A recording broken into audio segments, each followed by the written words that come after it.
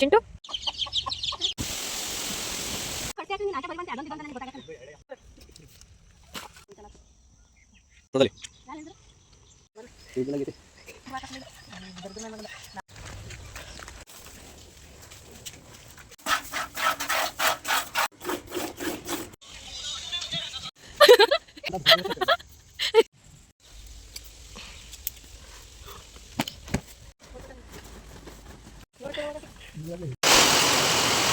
Hi ಎಲ್ಲರಿಗೂ ನಮಸ್ಕಾರ, welcome back to our YouTube channel. ಇವತ್ತು ಬೆಳಗ್ಗೆಯಿಂದನೇ ವ್ಲಾಗ್ನ ಶುರು ಮಾಡಿದ್ದೀನಿ. ಸೊ ಟೈಮ್ ಬಂದು ಒಂದು 6-6:30 ಆಗಿರ್ಬೋದು. ನಮ್ಮಪ್ಪ ಇವಾಗ ಮಾರ್ಕೆಟಿಂದ ಬರ್ತಾ ಇದ್ದಾರೆ. ಸ್ವಲ್ಪ ಸೊಪ್ಪಿತ್ತು ಅಂತೇಳಿ ಮಾರ್ಕೆಟ್ಗೆ ತೊಗೊಂಡೋಗಿದ್ರು. ಅವರು 3 ಗಂಟೆ, ಬೆಳಗಿನ ಜಾವ 3 ಗಂಟೆಗೆಲ್ಲ ಮಾರ್ಕೆಟ್ಗೆ ಹೋಗ್ತಾರೆ. 6 ಗಂಟೆ ಒಳಗಡೆ ಬಂದಿದ್ದಾರೆ. ಅಂದರೆ ಸೊಪ್ಪು ಬೇಗನೆ ಮಾರಾಟ ಆದರೆ ಮನೆಗೆ ಬೇಗ ಬರ್ತಾರೆ, ಇಲ್ಲಾಂದರೆ ಒಂದೊಂದು ದಿನ ಲೇಟ್ ಆಗುತ್ತೆ. ಇವತ್ತೇನೋ ಬೇಗ ಹೋಯ್ತು ಅಂತೇಳಿ ಬಂದಿದ್ದರು. ನಮ್ಮಪ್ಪ ಮಾರ್ಕೆಟ್ಗೆ ಹೋಗೋಕ್ಕಿಂತ ಮುಂಚೆ ನಮ್ಮಮ್ಮ ಕೂಡ 3 ಗಂಟೆಗೆಲ್ಲ ಎದ್ದು ನಮ್ಮಪ್ಪಂಗೆಲ್ಲ ಅದನ್ನು ಪ್ಯಾಕ್ ಮಾಡಿ ಅವ್ರನ್ನ ಕಳಿಸಿ ಆಮೇಲೆ ಸ್ವಲ್ಪ ಹೊತ್ತು ರೆಸ್ಟ್ ಮಾಡಿ ಬೆಳಗ್ಗೆಯಿಂದ ಮತ್ತೆ ಕೆಲಸಗಳನ್ನ ಶುರು ಮಾಡ್ಕೋತಾರೆ. ನಮ್ಮ ಕೆಲಸಗಳು ಶುರು ಆಗೋದೇ ಹಸುಗಳ ಕೆಲಸದಿಂದ. ಇವಾಗ ನಮ್ಮಪ್ಪ ಬಂದ್ರಲ್ವ, ಅಮ್ಮ ಅಪ್ಪ ಇಬ್ಬರು ಸೇರಿಕೊಂಡು ಹಾಲು ಕರಿತಾ ಇದ್ದಾರೆ. ನಮ್ಮ ಚಿಂಟು ನೋಡಿ ಯಾವ ಥರ ಕೂತಿದ್ದಾಳೆ ಅಂತ. ಅವಳಿಗೆ ಅದು ಹೇಗೆ ಗೊತ್ತಾಗುತ್ತೋ ಗೊತ್ತಿಲ್ಲ. ಕರೆಕ್ಟಾಗಿ ಹಾಲು ಕರೆಯೋ ಟೈಮಲ್ಲಿ ಹೋಗಿ ಅಲ್ಲಿ ಕೂರ್ತಾಳೆ. ಅದು ಗಲೀಜು ಇಲ್ವಲ್ಲ ಆ ಜಾಗನೇ ನೋಡಿ ಅಲ್ಲಿ ಕೂತಿರ್ತಾಳೆ. ಹಾಲೆಲ್ಲ ಕರ್ಕೊಂಡು ಅಮ್ಮ ಹೊರಟ್ರೆ ಅಮ್ಮನಿಂದೆ ಓಡೋಗೋದು. ಅದೊಂದು ಅಭ್ಯಾಸ ಮಾಡ್ಕೊಬಿಟ್ಟಿದ್ದಾಳೆ ಅವಳು. ಇವತ್ತು ಸಗಣಿ ಬಾಚೋ ಡ್ಯೂಟಿ ನಂದು. ಅಂದರೆ ನಮ್ಮ ಅಮ್ಮನ ಹತ್ರ ಹೇಳ್ತಾ ಇರ್ತೀನಿ ಯಾವಾಗ್ಲೂ, ಒಂದು 50 ಹಸು ಮಾಡಿಬಿಟ್ಟು ಆರಾಮಾಗಿ ಅದು ನೋಡಿಕೊಂಡು ಸಗಣಿ ಬಾಚ್ಕೊಂಡು ಇದ್ಬಿಟ್ರೆ ಅದೇ ನೆಮ್ಮದಿ ಅಂತ ಹೇಳಿ ನನಗೆ ಅದೇ ಒಂದು ಆಸೆ ಲೈಫಲ್ಲಿ ಅಂತ ಹೇಳ್ತಾ ಇದ್ದೆ ನಮ್ಮ ಅಮ್ಮಂಗೆ. ನನ್ನ ತಮ್ಮ ಅದನ್ನು ಕೇಳಿಸ್ಕೊಬಿಟ್ಟು, ಸರಿ ನಾಳೆ ಒಂದು ದಿನ ನೀನು ಇಷ್ಟು ಹಸುದು ಫುಲ್ಲು ಸಗಣಿ ಎಲ್ಲ ಎತ್ತಾಕ್ಬಿಟ್ಟು ಕಸ ಎಲ್ಲ ಹೊಡೆದು ನೀಟಾಗಿ ಕೊಡ್ಕೆನ ತೊಳೆದು ರೆಡಿ ಮಾಡು, ಒಂದಿನ ಕೆಲಸ ಮಾಡು ನೋಡೋಣ ಆಗುತ್ತಾ ನಿನ್ನ ಕೈಲಿ ಅಂತ ಹೇಳಿದ್ದ. ಸೊ ನನಗೂ ಅದು ಚಾಲೆಂಜ್ ಅನ್ನಿಸ್ತು. ಅಂದರೆ ಫಸ್ಟೆಲ್ಲ ಮಾಡ್ತಿದ್ವಿ, ಆದರೆ ಇವಾಗ ಗ್ಯಾಪ್ ಆಗಿದೆ. ಮತ್ತು ನಮ್ಮ ಮನೇಲಿ ನಮ್ಮ ಅಮ್ಮ ಇದನ್ನೆಲ್ಲ ಮಾಡಿಸಲ್ಲ, ಕಸ ಬಸ್ಸೋದು ನಮ್ಮ ಅಪ್ಪಂಗೆ ಇಷ್ಟ ಆಗೋಲ್ಲ, ಅದಕ್ಕೆ ಮಾಡಿಸಲ್ಲ. ನೋಡೋಣ ಇದು ಒಂದು ಚಾಲೆಂಜ್ ಇರಲಿ ಅಂತ ಹೇಳ್ಬಿಟ್ಟು ಬೆಳಗ್ಗೆ 6 ಗಂಟೆಗೆ ಅಮ್ಮ ಎದ್ದಾಗಲೇ ಎದ್ದು ನಾನು ಕೂಡ ಕಸ ಎಲ್ಲ ಬಚ್ಚಿ ಗುಡಿಸ್ದೆ. ಬಟ್ ನನಗಂತೂ ಖುಷಿ ಆಯಿತು. ಆದರೆ ನನ್ನ ತಮ್ಮಂಗೆ ಅವತ್ತಿನ ದಿನ ರೆಸ್ಟ್ ಅಂತೂ ಸಿಕ್ತು. ಅವನು ಆ ರೆಸ್ಟ್ ಮಾಡೋದಕ್ಕೋಸ್ಕರನೇ ನನಗೆ ಆ ಥರ ಹೇಳಿದ್ದ ಅನಿಸುತ್ತೆ. ಹೇಗೋ ಒಟ್ಟಿನಲ್ಲಿ ಎಲ್ಲ ಕೆಲಸ ಮುಗಿಸ್ದೆ. ನಂದು ಏನಿತ್ತು, ಏನು ತೊಗೊಂಡಿದ್ದೆ ಚಾಲೆಂಜ್ ಅದು ಮುಗಿಸ್ದೆ. ಇನ್ನು ಅಪ್ಪ ಹೋಗಿ ಹಾಲಿನ ಡೈರಿಗೆಲ್ಲ ಹಾಲು ಹಾಕ್ಬಿಟ್ಟು ಬಂದರು. ಕಾಫಿ ಎಲ್ಲ ಕುಡಿದು ಇವಾಗ ಹಸು ಎಲ್ಲ ಫಸ್ಟು ಹೊಲ್ದ ಹತ್ರ ಕಟ್ಬಿಡ್ತಾರೆ ನಮ್ಮ ಮನೇಲಿ. ಇವತ್ತು ನನಗೇನೆ ತಿಂಡಿ ಮಾಡು ಅಂತ ಹೇಳ್ಬಿಟ್ಟು ಬೆಳಗ್ಗೆನೆ 3 ಜನ ಇಲ್ಲಿ ಹೂವಿನ ಗಿಡದ್ದು ಕುಡಿನ ಗಿಂಟೋದಕ್ಕೆ ಅಂತ ಬಂದಿದ್ದಾರೆ. ಅಂದರೆ ಸುಮ್ಮನೆ ಉದ್ದ ಬೆಳ್ಕೊಂಡು ಹೋಗ್ಬಿಡುತ್ತೆ. ಕುಡಿನ ಗಿಂಟಿದ್ರೆ ಸ್ವಲ್ಪ ಚೆನ್ನಾಗಿ ಸೈಡಲ್ಲೆಲ್ಲ ಹೊಡ್ತಾ ಬರುತ್ತೆ ಅಂತ ಹೇಳಿ ಈ ಸತಿ ಒಂದು ಸ್ವಲ್ಪ ಹಾಕಿದ್ದೀವಿ ಅಷ್ಟೇ ಹೂವಿನ ಗಿಡನ. ಹಾಗಾಗಿ ಬೇಗ 3 ಜನ ಅಂದರೆ ಬೇಗ ಆಗುತ್ತೆ. ಅದನ್ನೆಲ್ಲ ಮುಗಿಸಿ ಆ ಕೆಲಸನ ಬಂದು ತಿಂಡಿ ಮುಗಿಸ್ಕೊಂಡು ಇವಾಗ ಟೊಮೆಟೊ ದಾರ ಕಟ್ಟೋಣ ಅಂತ ಅಂದ್ಕೊಂಡ್ವಿ. ಹೋಗಿ ನೋಡಿದರೆ ನಮ್ಮ ಮನೇಲಿ ನನ್ನ ತಮ್ಮ ಮತ್ತು ನಮ್ಮಪ್ಪ ದಡಿನ ಹಾಕಿರಲಿಲ್ಲ ಲೈನಿಗೆ. ಹಾಗಾಗಿ ಸುಮ್ಮನೆ ಟೈಮ್ ವೇಸ್ಟ್ ಮಾಡೋದೇನು ಅಂತ ಹೇಳಿ ಶುಂಠಿ ಕಳೆ ಇತ್ತು ಅಂತೇಳಿ ಕರ್ಕೊಬಂದಿದ್ದಾರೆ ನಮ್ಮಮ್ಮ ನಮ್ಮ ಜೊತೆ ಕೆಲಸ ಮಾಡಿಸೋದು ಅಂದರೆ ಎಷ್ಟು ಖುಷಿ ಗೊತ್ತಾ. ಅಲ್ಲಿ ಟೊಮೆಟೊ ದಡಿ ಹಾಕಿಲ್ಲ ಅಂದ್ಬಿಟ್ಟು ಹೆಂಗೋ ಅವ್ರು ಹಾಕೋವರೆಗೂ ಸ್ವಲ್ಪ ಹೊತ್ತು ಕೂತಿರ್ಬೋದು. ಅಂದರೆ ಇಲ್ಲ ಬಾಯಲ್ಲಿ ಶುಂಠಿ ಕಳೆ ಕೀಳೋಣ, ಒಂದು ಸ್ವಲ್ಪ ಕಿತ್ತಿದ್ರು, ಅರ್ಧ ಕಿತ್ತಿದ್ರು ನಮ್ಮಮ್ಮ, ಇನ್ನೊಂದು ಅರ್ಧ ಇತ್ತು, ಅದನ್ನು ಕೀಳೋಣ ಬಾ ಅಂತೇಳಿ ನನ್ನ ಕರ್ಕೊಂಡು ಬಂದರು. ಕೀಳ್ತಾ ಇದ್ದೀವಿ. ಇನ್ನು ನಾವೆಲ್ಲಿರ್ತೀವಿ ಅಲ್ಲಿ ನಮ್ಮ ಚಿಂಟುನೂ ಇರ್ತಾಳೆ. ಅವಳದಂತೂ ಕ್ವಾಟ್ಲೆ ಬೇಡ. ನಮ್ಮ ಅಮ್ಮನ ಹತ್ರ ಅಷ್ಟು ಕಿತಾಪತಿ ಮಾಡಲ್ಲ ನಮ್ಮಮ್ಮ, ಯಾಕೆಂದರೆ ಒಂದು ಒದೆ ಕೊಟ್ಟಾಡಿಕೆ ಓಡ್ಬಿಡುತ್ತೆ. ಅದೇ ನನ್ನ ಜೊತೆ ಅಥವಾ ನನ್ನ ತಮ್ಮನ ಜೊತೆ ಅಂದರೆ ಜಾಸ್ತಿ ಅದು ಕಿತಾಪತಿ. ಕಳೆ ಕೀಳೋಕ್ಕೆ ಬಿಡ್ತಾ ಇಲ್ಲ. ಬಂದು ಕಾಲು ಸಂಧ್ಯಾ ಓಡಾಡೋದು, ಇಲ್ಲ ಹಿಂದೆಯಿಂದ ಬಂದು ಹಿಂಗೆ ಬೆನ್ನು ಕೆರೆಯೋದು, ಆ ಥರ ಎಲ್ಲ ಮಾಡುತ್ತೆ. ಮತ್ತು ಟ್ರೈಪಾಡ್ ಬೇರೆ ಇಟ್ಬಿಟ್ಟಿದೆ. ಅದಕ್ಕೆ ಏನೋ ಒಂಥರ ಬೇರೆ ಏನೋ ನೋಡಿದೆ ಅನ್ನೋ ಫೀಲ್. ಅದಕ್ಕೆ ಹೋಗ್ಬಿಟ್ಟು ಟ್ರೈಪಾಡ್ ಅಲ್ಲಾಡಿಸ್ಬಿಟ್ಟು ಬಂದ್ಬಿಡೋದು. ನನಗೆಲ್ಲಿ ಫೋನ್ ಬೀಳ್ಸುತ್ತಪ್ಪ, ಫೋನು ಡಿಸ್ಪ್ಲೇ ಎಲ್ಲಿ ಹೋಗುತ್ತೋ ಅಂತ ಅದೊಂದು ಟೆನ್ಷನ್ ಇತ್ತು. ಮನೆ ಹತ್ರ ಬಿಟ್ಟರು ಸುಮ್ಮನೆ ಇರಲ್ಲ. ಅಲ್ಲೂ ಅಷ್ಟೇ ಕೋಳಿ ಜೊತೆ ಜಗಳಕ್ಕೆ ಹೋಗೋದು ಆ ಥರನೇ ಮಾಡುತ್ತೆ. ಅದಕ್ಕೆ ಎಲ್ಲಿರ್ತೀವಿ ನಾವು ಅಲ್ಲೇ ಬರಬೇಕದು. ಅದು ಅಭ್ಯಾಸ ಆಗೋಗ್ಬಿಟ್ಟಿದೆ ನಮ್ಮ ಅಮ್ಮನ ಜೊತೆ ಓಡಾಡಿ. ಕಳೆ ಏನು ಜಾಸ್ತಿ ಬಂದಿರಲಿಲ್ಲ. ಅವಾಗವಾಗ ಅಮ್ಮ ಕಿತ್ತಿದ್ರು. ಆದರೆ ಶುಂಠಿಲಿ ನೋಡ್ತಾ ಇರ್ತೀರಿ ಕಿತ್ತಂಗೆ ಹಿಂದೆಯಿಂದ ಉಟ್ಕೊಂಡು ಬರ್ತಾನೆ ಇರುತ್ತೆ. ಅರ್ಧ ಕಿತ್ಬಿಟ್ಟು ಅರ್ಧ ನಿಲ್ಲಿಸಿದ್ರು. ಟೊಮೆಟೊ ದಾರ ಕಟ್ಟಬೇಕು ಅಂತೇಳಿ ಆ ಕಡೆ ಕೆಲಸಕ್ಕೆ ಬ್ಯುಸಿ ಆಗಿಬಿಟ್ರು. ಹಾಗಾಗಿ ಇದೊಂದು ಅರ್ಧ ಉಳ್ಕೊಂಡಿತ್ತು. ಅವರು ದಡಿ ಹೊಡೆಯೋವ್ರಿಗೂ ಕೀಳೋಣ ಅಂತ ಕೀಳ್ತಾ ಇದ್ದೀವಿ. ಮಳೆ ಬಂದಿದ್ದರಿಂದ ಕಳೆ ಕೀಳೋದಕ್ಕೊಂಥರ ಚೆನ್ನಾಗಿತ್ತು. ನೀಟಾಗಿ ಬೇರು ಸಮೇತ ಬರ್ತಾಯಿತ್ತು. ಮತ್ತು ಕಿತ್ತಂಗೆ ಕಾಣಿಸ್ತಾ ಇರಲಿಲ್ಲ. ಆರಾಮಾಗಿ ಸ್ವಲ್ಪನೇ ಅಲ್ವಾ ಕಳೆ ಇರೋದು, ಹಾಗಾಗಿ ಬೇಗ ಆಯ್ತಾಯಿತ್ತು. ಇವತ್ತೇ ಎಳ್ನೀರು ಕುಯ್ಯೋರು ಬೇರೆ ಬಂದಿದ್ದರು. ಅವರೂ ಬೆಳಗ್ಗೆಯಿಂದ ಕುಯ್ದಾಯಿತು. ಇವು ಎಳ್ನೀರೇ ಇವಾಗ ಲೆಕ್ಕ ಕೊಡೋಕ್ಕೆ ಅಂತೇಳಿ ಅಮ್ಮ ಹೋದ್ರು ಅಲ್ಲಿ. ಇನ್ನು ನನ್ನ ತಮ್ಮಲ್ಲಿ ಸೈಡ್ ಗೂಟ ಹಾಕ್ತಾಯಿದ್ದಾನೆ. ನಮ್ಮ ಅಪ್ಪ ದಡಿ ಎಲ್ಲದನ್ನು ಒಂದು ಕಡೆ ಜೋಡಿಸಿಟ್ಟಿರ್ತೀವಿ. ಒಂದು ಸರಿ ಟೊಮೊಟೊ ಬೆಳೆದಾದ್ಮೇಲೆ ಅದನ್ನೆಲ್ಲ ಎತ್ತಿ ಹಾಕ್ತಾಯಿದ್ರು. ಇನ್ನು ನೋಡಿ ಇದನ್ನು ಆ ಮಣ್ಣೆಲ್ಲ ತಲೆಗೆ ಮಾಡಿಕೊಂಡು ಇಲ್ಲೂ ಅಷ್ಟೇ ಕಿತಾಪತಿ ಮಾಡ್ತಾಯಿತ್ತು. ಎಳ್ನೀರೆಲ್ಲನೂ ಲೆಕ್ಕ ಕೊಟ್ಟು ನಮ್ಮಮ್ಮ ಇವಾಗ ಬರ್ತಾ ಇದ್ದಾರೆ. ನಾನು ಅಷ್ಟೊತ್ತಿಗೆ ಒಂದು ಸ್ವಲ್ಪ ಕಿತ್ತಿದ್ದೆ. ನಮ್ಮಮ್ಮ ಎಳ್ನೀರು ಲೆಕ್ಕ ಎಲ್ಲ ಕೊಟ್ಟು 2 ಎಳ್ನೀರು ತೊಗೊಂಡು ಬಂದು ಇವಾಗ ಮತ್ತೆ ಕಳೆ ಕೀಳೋಣ ಅಂತ ಶುರು ಮಾಡಿಕೊಂಡು, ಸೊ ಅವನು ಬಂದು ಕೂತ ಅವನದು ಕೆಲಸ ಎಲ್ಲ ಸ್ವಲ್ಪ ಆಯಿತು. ಇವಾಗ ಅಲ್ಲೇ ಟೈಮು 1:30 ಆಗಕ್ಕೆ ಬರ್ತಾಯಿದೆ. ಸ್ವಲ್ಪ ಆದಷ್ಟು ಕಿತ್ವಿ. ಇವಾಗ ಊಟಕ್ಕೆ ಹೋಗೋಣ ಅಂತೇಳಿ ಮನೆಗೆ ಹೋಗ್ತಾ ಇದ್ದೀವಿ. ನೋಡ್ತಾ ಇರ್ಬೋದು, ಅಂದರೆ ನೀರು ಸಾಲ್ಟೇಜ್ ಆಯಿತು ನಮ್ಮ ಶುಂಠಿ ಹಾಕಿದಾಗ, ಅದಕ್ಕೆ ಸ್ವಲ್ಪ ಅಲ್ಲಿ ಚೆನ್ನಾಗಿ ಉಟ್ಟು ಬಂದಿಲ್ಲ. ಆದರೆ ಇವಾಗೆಲ್ಲ ಚೆನ್ನಾಗಿ ಕಾಣಿಸ್ತಾ ಇದೆ. ನೀರು ಎಲ್ಲೆಲ್ಲಿ ಚೆನ್ನಾಗಿ ಆಯ್ದಿತ್ತು ಅಲ್ಲೆಲ್ಲ ಚೆನ್ನಾಗಿ ಬಂತು.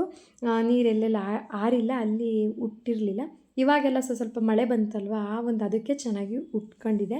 ಹೊಲದ ಹತ್ರದಿಂದ ಮನೆಗೆ ಬಂದರೆ ಸಾಕು ನಮ್ಮಮ್ಮ ನೋಡಿದ ತಕ್ಷಣ ಕೋಳಿಗಳೆಲ್ಲ ಹಿಂದೆ ಬರೋದಕ್ಕೆ ಶುರು ಮಾಡುತ್ತೆ. ಅಂದರೆ ನಮ್ಮಮ್ಮನೇ ಅಲ್ವಾ ಮೇವು ಹಾಕೋದು, ಅದಕ್ಕೆ ಹಾಕ್ತಾರೆ ಮೇವು ಅಂತೇಳಿ ಹಿಂದೆ ಬರುತ್ತೆ. ಕೋಳಿಗೆ ಮೇವೆಲ್ಲ ಹಾಕಿ ನಾವು ಕೂಡ ಊಟ ಎಲ್ಲ ಮುಗಿಸ್ಕೊಂಡು ನಮ್ಮಮ್ಮ ಅಲ್ಲಿ ಅಂಡೆಗೆ ಉರಿ ಹಾಕ್ತಾ ಇದ್ದಾರೆ. ಯಾಕೆ ಅಂತ ಹೇಳ್ತೀನಿ ನೆಕ್ಸ್ಟು. ಸೊ ಅಷ್ಟರೊಳಗೆ ಅಲ್ಲೇ ಊಟ ಮುಗಿಸ್ಕೊಂಡು ಹೋಗೋಣ ಅಂತ ನೋಡಿದ್ರೆ ಹೆವಿ ಗಾಳಿ, ಎಷ್ಟು ಸೌಂಡು ಅಂತೀರಾ, ಕೇಳಿಸ್ಕೊಳ್ಳಿ.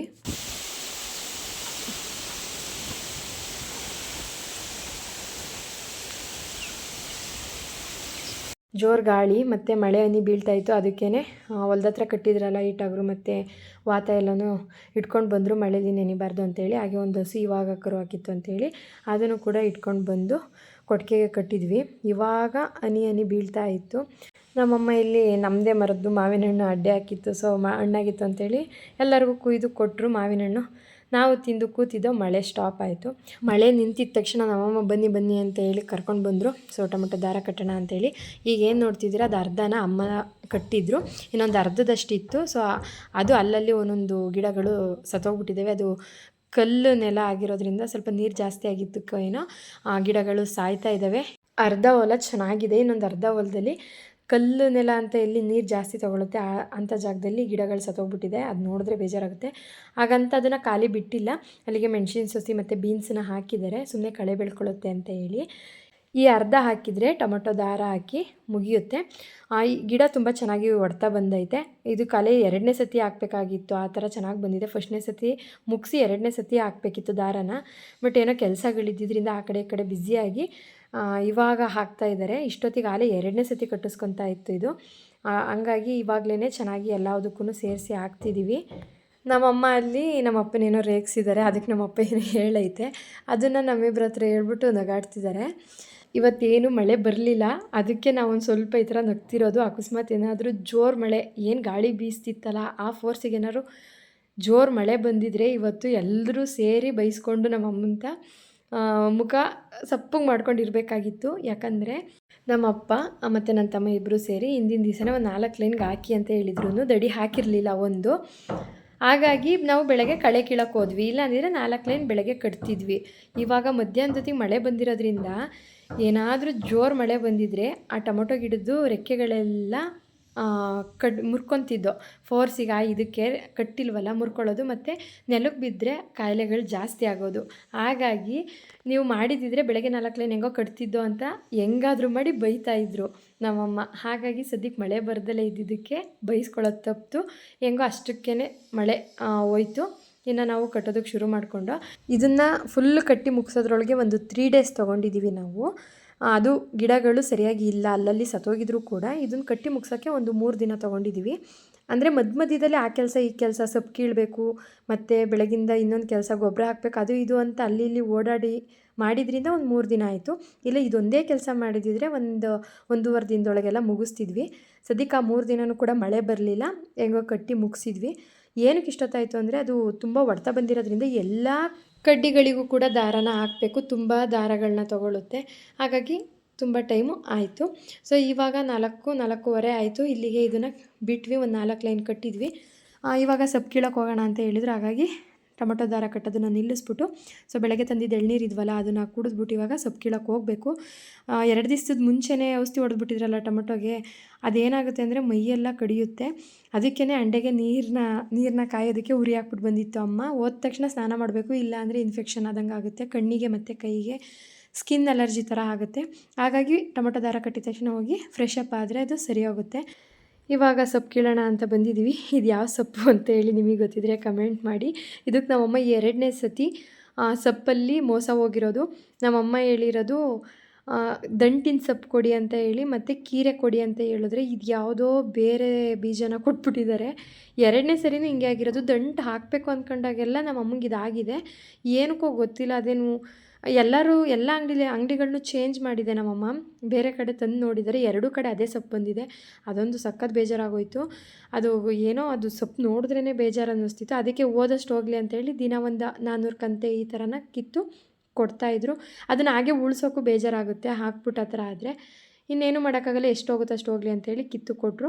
ಇನ್ನು ನಾವು ಕೂಡ ಬರ್ತಾ ಹಸು ಇಟ್ಕೊಂಡು ಬಂದು ನಮ್ಮಪ್ಪ ಇಲ್ಲಿ ಸೊಪ್ಪೆಲ್ಲ ಕಿತ್ತಿರೋದನ್ನು ಬೇರ್ನ ಹೆಜ್ಬೇಕು. ತುಂಬ ಮಣ್ಣಿತ್ತು ಮಳೆ ಊದಿರೋದ್ರಿಂದ.